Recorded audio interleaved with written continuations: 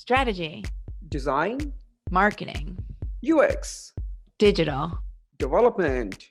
This is Agencies That Build. This show is dedicated to leaders and teams that design and deploy in the digital world. My name is Jessie, and I'm a marketer and an agency owner. And I'm Varun. I'm not a marketer, but a coder and an agency partner. This show is sponsored by Together We Ship. On a mission to help agencies grow. All right, rock on. Here we are. Varun, my friend, how are you? Oh, I'm good. I'm great. What a lovely day. We haven't talked about weather in a long time. I know. Finally, the day has opened up, and I'm so happy that this whole week we have no rain finally. Yeah, except that it's in the 90s. Well, I can take the 90 if there is no rain. I don't mind the, rain was, just making all the plants disrupt. So I don't know. I feel it's interesting. I was walking the neighborhood yesterday and I felt like it was like more green than I've seen it in a long time in July, but yeah. it's neither here nor there. Let's, I'm excited to talk to our next guest. Are you ready? Who do we Today's have? guest. All right. This is an epic introduction. So she orchestrates a symphony of digital product design and engineering with a passion for crafting better apps, websites, and experiences. For 25 years of expertise lies in uncovering product insights. Her studio boasts an impressive clientele ranging from industry giants like Visa, Adobe, and Nike. Her journey through roles as creative director, UI, UX designer, and content strategist has shaped her into a versatile powerhouse of finesse. Armed with specialties spanning early research, which we'll talk about in a few minutes, prototyping, team management, we'll also talk about, and client relations, she tackles it with precision and skill. Please welcome today's guest, founder and product design lead of Flower Press Creative Studios, Khaiersta English. Welcome to the podcast. Hello. How's the weather where you are? Well, it's a little cloudy today in Seattle, and we got some late summer rain. I understand it's a tropical storm from Hawaii, so. It's a little bit different than what we have here, which is like 90 and hot and dry. So, all right, let's dive into our myth busting question. What is some sort of myth, bogus strategy, or misconception that you'd like to set the record straight on? I think one myth busting question I want to set the record straight on is getting paid for your sales process. I think a lot of people assume that when a new client comes to them, they need to take requirements and make a gut level estimate to get the work. And actually, I found that is a great opportunity to sell best practices and establish a client relationship that has a meaningful start. So we go through a process called discovery. Discovery is essentially a planning phase where you undertake stakeholder interviews, you map out a system design, you put together a prototype and test it with end users to see if the product direction is valid. And that is a paid phase of work. It's an early engagement that allows us to plan out a system and then price it based on real information. And so the discovery phase is a great way to take a responsible approach to system design and set a project up for success. I like the way you said, get paid for your sales process, so how do you sell discovery? Like, how do you, convince the client that you need to pay us to help you understand what you need, to define the scope, to do, basically to build the product that you want, but first start from having us ask you the questions so that we can list down these are the things that you want, which is actually the client's job. But it sounds like clients don't do that. They would pay you to have them, basically help you put that together. How do you sell that? Like, what's the process behind? I mean, you laid out some things that you would give them, but even before that, when you are having the conversations with the client, what is that you do? So we're a digital product design studio. We handle work from beginning to end, design, branding, visual design, build, development, launch, support. So the whole thing, right? But we don't just build something that people say they want. Like, I think I want this. Well, how do you know? How do you know that it's worth investing hundreds of thousands of dollars in a product that you haven't tested? I mean, people come to us and they don't have a product design background. They don't know how to conduct a user interview. They don't know how to put together like a system design that has an entire workflow diagram that maps data in and out of the system. They just know, I want a service that'll perform function X, whether it's an app or a website or a web app or a combination of all those things. They have some business objective or problem they're trying to solve, and they need a digital system to do it. But they don't normally have a background in software or research, or, you know what I mean? So we basically pitch it as, it's a good way to get to know us. It's a good way to get to know what exactly you're undertaking. It's a low risk investment because it's time boxed, and it's, you know, it's a relatively modest budget compared to the entire build. And you get a chance to work with us, understand our process, understand how we collaborate with you, and you can walk away with the plans and use them anywhere. You own it. It's a work for hire. So this is really just the beginning of our development cycle we'd have to go through anyways. We can't actually build this product without this work. So we're kind of breaking off the first X% of the build cycle into its own phase, and then planning it out with more precision so we can give you a valid estimate and a valid timeline. And does that mean it's always 100% correct? No, but it's going to be a lot closer. And you'd be surprised how many people tell me that they'll come to an agency and they'll just give them a price based on the specifications they describe, and how refreshing it is to hear someone that's going to help them validate those specifications. How much do you charge? Like what you said, it's a small percentage of the big bill. So how do you decide the price for it? Is it a fixed cost discovery, or it depends on the, you know, how do you determine, you know, because the client would come to you with a problem. Sometimes it could be just an idea. Sometimes it could be a one-page description. Sometimes it could be an RFP. But in all these cases, I'm sure there has to be the process that it sounds like you go through, in which they need to be more well-defined than what they have provided you. So how do you decide, like, this is what it should cost? So we work hourly because hourly like acknowledges the reality of software, which is that things change and it's impossible to know all the requirements up front, right? So I estimate everything within hours range, and we do it based on our years of experience and roughly how complex a system design looks to be. I do my best to outline what I believe to be the features when we start, and then how many user interviews I'm going to go through, how many stakeholder interviews I'm going to go through, how many people are involved in decision making.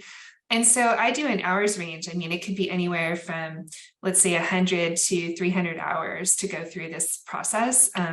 And sometimes we'll do an initial discovery, and then we find that we need to dive deeper on something, and I'll do a second discovery estimate before I even do like the full project estimate. People are sold on the process once they get involved in it, because it's very exciting to hear real feedback based on a prototype, to see it in action, to interact with it.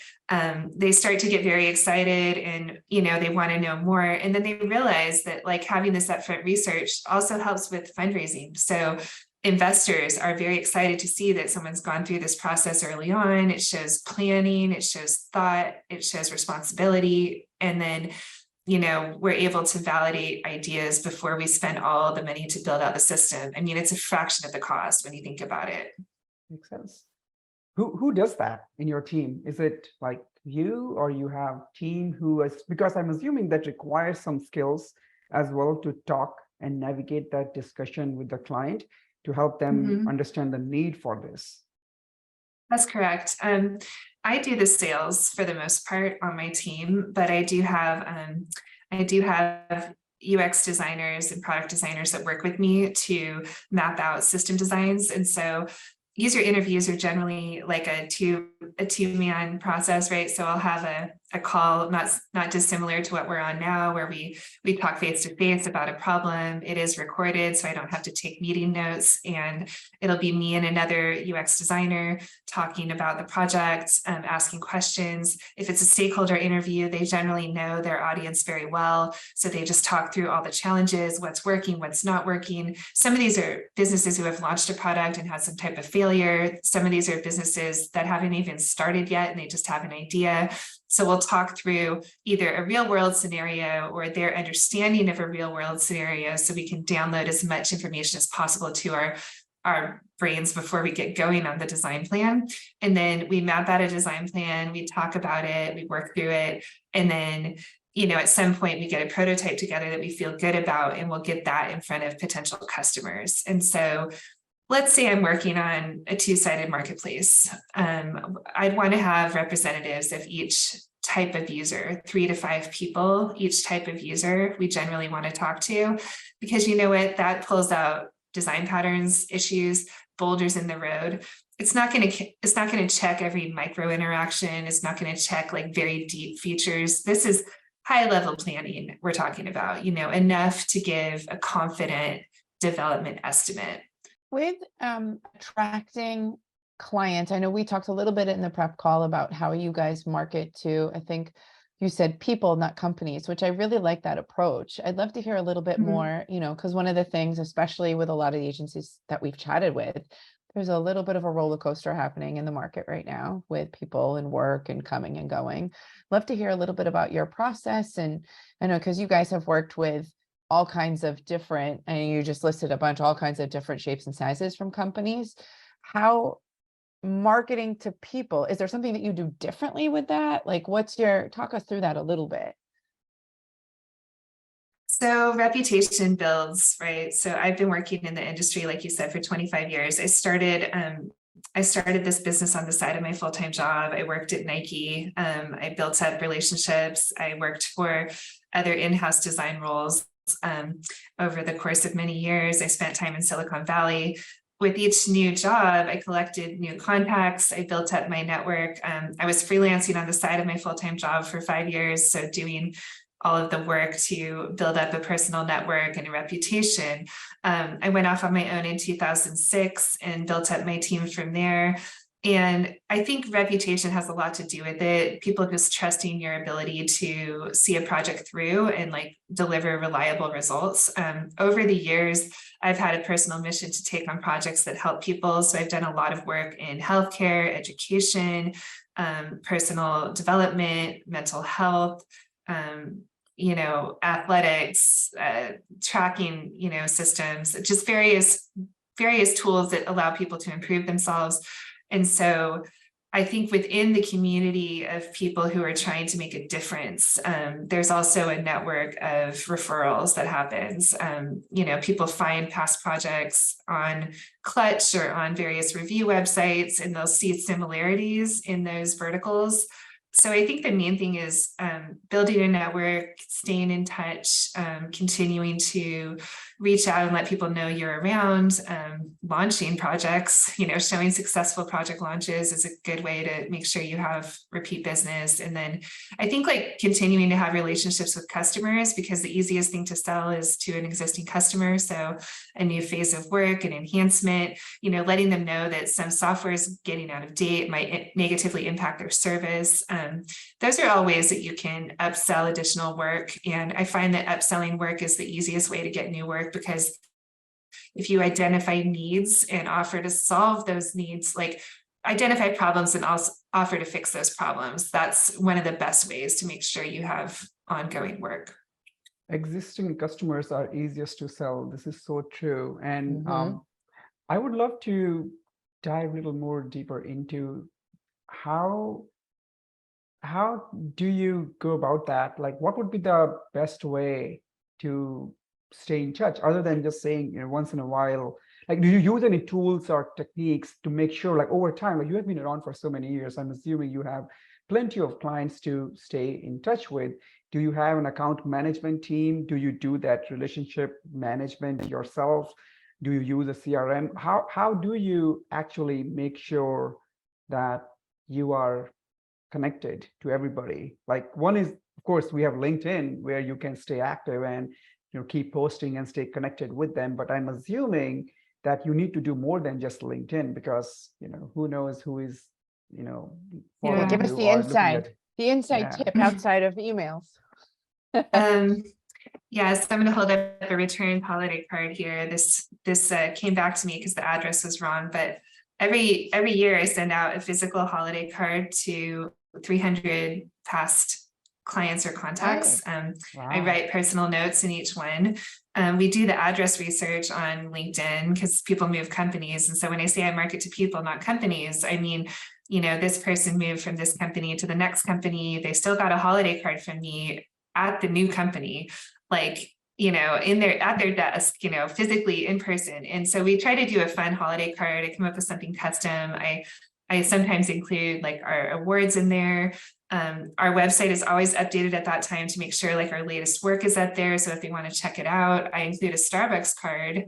They can go and get a coffee on us. And then I also just occasionally drop in on people and say, hey, what's up? Let's schedule a call, or let's meet up. Let's go grab coffee. I mean, social, like I genuinely love people. I like staying in touch with people. I find it to be very rewarding. So I just sometimes drop in and like, hey, what's going on? Like, what's happening with your child or your latest project? Or, I just like to talk about general things and not necessarily just about work, and I tend to hear from people that our studio takes on more of a partner role than a vendor role. So we do develop those close relationships during the time we're working on the project. And so then they tend to like to keep us informed about like how it went, like how the launch went.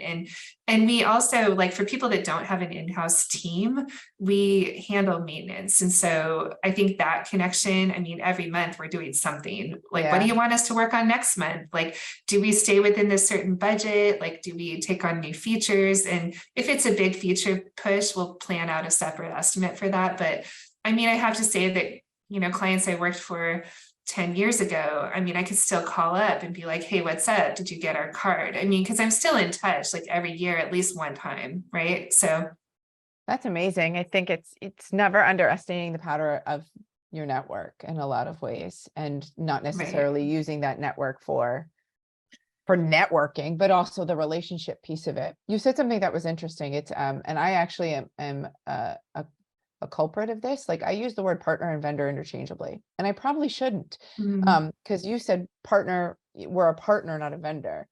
And that's a really interesting distinction in terms of how you think about that. A vendor is somebody supplying you with goods and services in some ways, right. Whereas a partner is literally somebody who's involved in your business. I mean, how would you define it? I feel like mine wasn't that eloquent.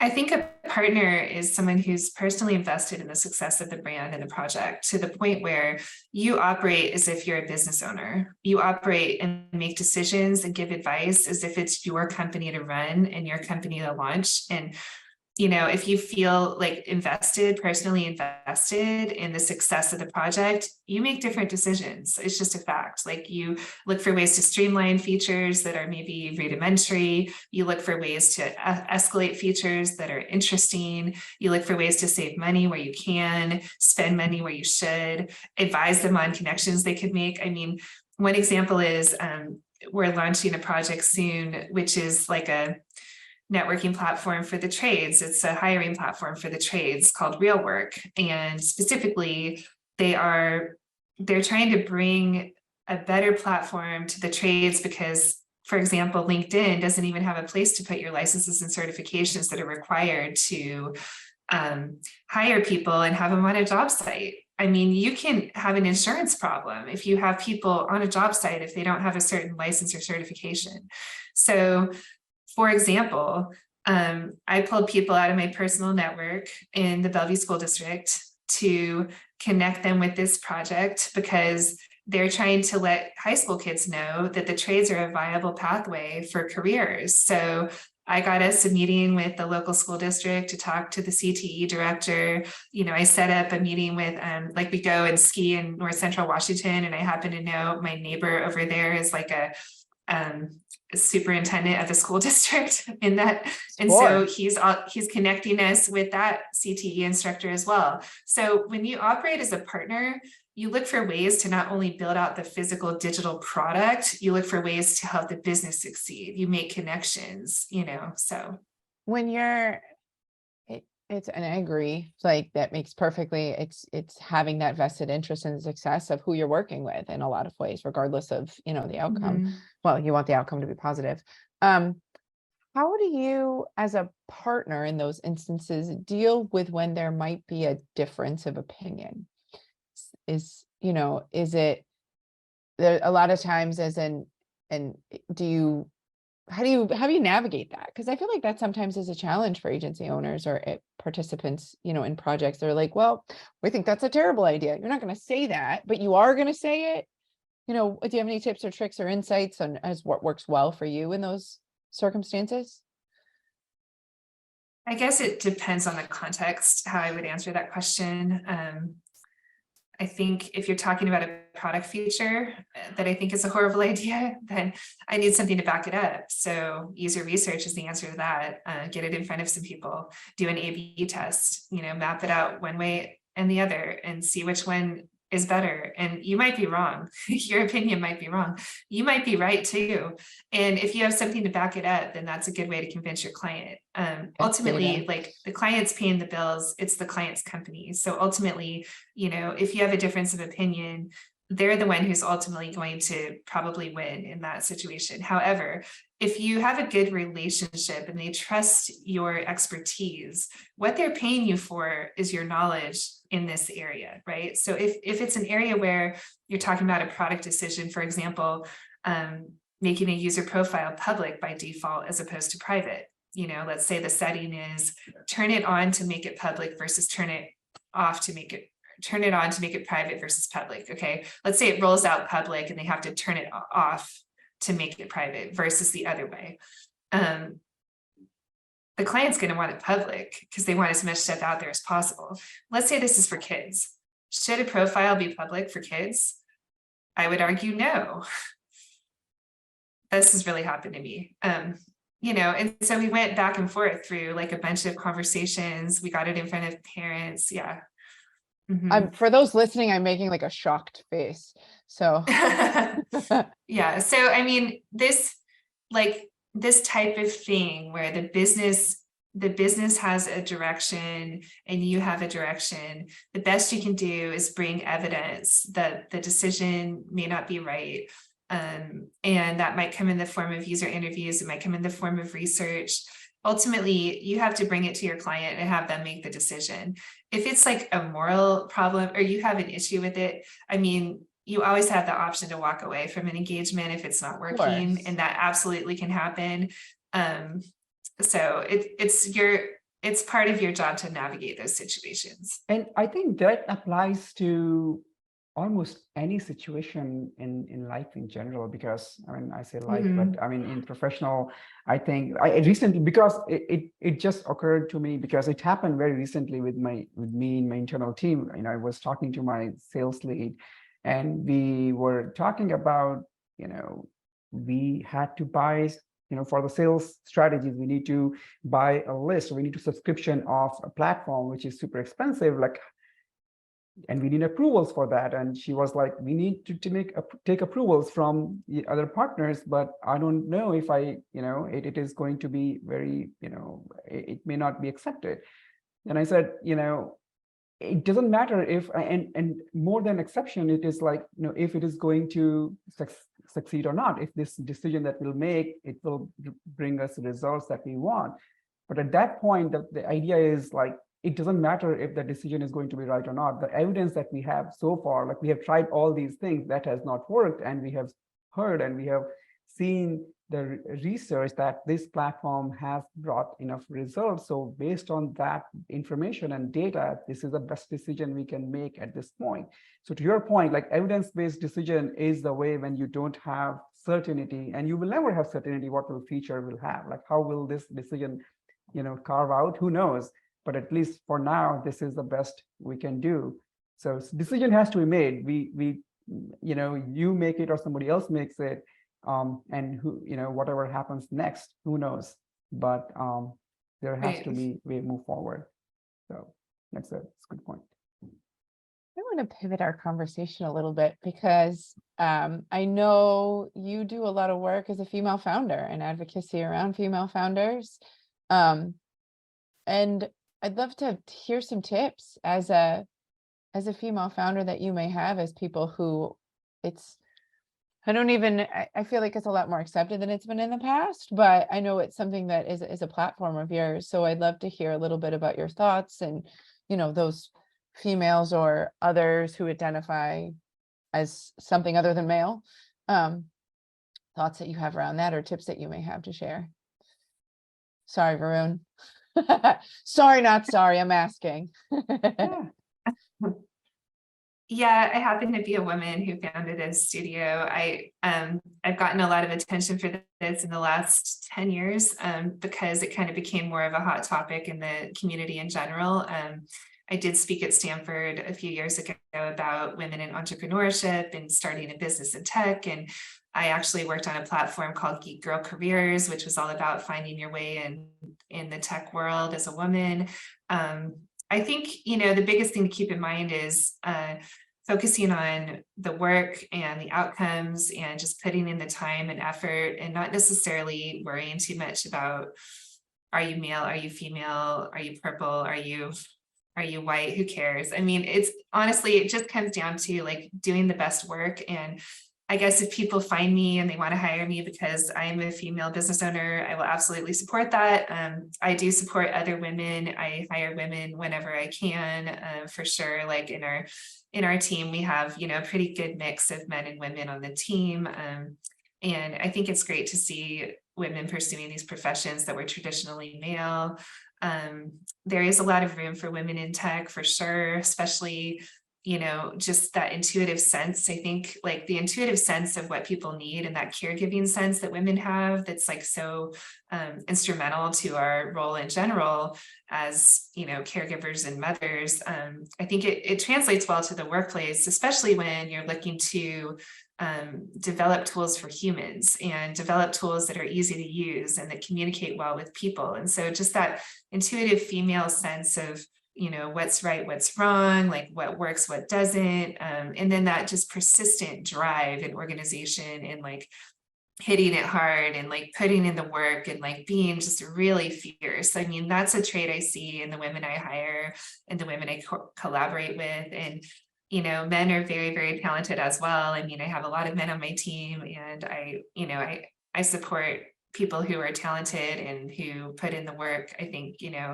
gender really shouldn't matter. And I think we're in a place now finally where I feel like it's not as much of a factor as it was for our parents. And I think our daughters are going to have a much better time just working in this industry and industries in general. I think it's much less of a factor than it was like even one generation back. So I feel like we could do a whole nother podcast on that. Yeah, if only we had time. I do want to ask you about as a leader. So you talked about you giving a talk at Stanford. Where else do you spend your time? Where else do you hang out? As a leader, as a business owner, where do you build your or connect with your other business owners and talk about business stuff? So I did a program through Stanford called Stanford Lead. It's an executive education program that's online, and you can actually take classes. It's a 1-year postgraduate program. It's a business certificate, kind of like an MBA, but just less work, right? So I did that and finished it last year, and it's just a great way to kind of refresh your thinking. And I found that I got a lot of interesting ideas and contacts from that program. I also have like a large client network, and within that network, I have business owners that I work for or collaborate with that I value and trust. And so I've actually reached out and set up conversations just to brainstorm. And I've actually been able to develop sort of like a mentorship or a menteeship relationship with some of those people. So people who are more senior to me that have been in venture capital or entrepreneurship, or they run an agency or even just a consulting firm. I have a network of 3 or 4 people that I really trust, that I ask questions of. And I think having mentors is a really great way to develop your personal growth and not necessarily have to be in school, right? It's like the way that adults learn from each other, and we share ideas and stuff. I don't really know where to suggest developing those relationships. I used to go to like in-person business networking events or venture capital meetups, things like that. AIGA in San Francisco, I did for many years. There's plenty of groups, and it's not a bad way to just get yourself out there. I mean, I think traditional business cards are probably not a thing anymore for the most part, but I mean, You would see that sometimes the just people who do some creative stuff with the business card. There was a fellow I mean, we I talked still to. have some, but There was a we um, talked to earlier who did like they were like little puzzles that he would build for his, it was somebody, one of our okay, clients. that's Yeah, it was cool. cool. Chocolate, stuff like Yeah. that. So Yeah, I think just don't be afraid to get out and talk to people. I mean, it's people are generally honored when you ask if they would be willing to mentor you, different topics. So yeah. well, this has been interesting conversation. Thank you so much for your time today. I have one last question. What's exciting Okay. you about the future? What are you looking forward to? Well, I'm looking forward to growing our team. We're adding a second engineering channel so we can take on more projects. We're building more mobile apps and just, trying to expand our network of like really qualified providers so we can offer, enhanced services. So looking forward to that future where we don't feel like we have as many limits of what we can do. So Sounds great. Well, thanks so much. Where folks can find you is on your website. So we've got theflowerpress.net, if I'm not mistaken, and the LinkedIn and all the social media, and Clutch. I think you mentioned that earlier as well. So correct. thank you so much. That's it, everyone. So if you learned something today or laughed, please tell somebody about the podcast. Thanks. Thanks for listening. Find our other episodes on agencies.build.com. Plus, we're listed anywhere you find your favorite podcast.